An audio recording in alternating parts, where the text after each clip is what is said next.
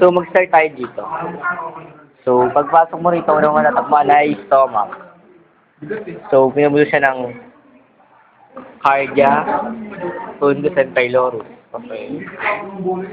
Then, small intestine. Yan. Then, it's the large intestine. Ang intestine pinapalibutan ng... Iangat mo yung ano. Then, siya ay pinalilibutan ng greater omentum. Okay. Ayan. Kung binuksan mo, bulaga. Sarado mo ulit, bulaga. Then, sa taas ng mga intestine ay ang pancreas. Dalawa siya, dalawa. Kaya may S. Then, it's the kidney. Okay. Pag sa dogs, ang... Dalawa ba ang pancreas? Yes. Yung isa. Ayun. Spleen yan eh.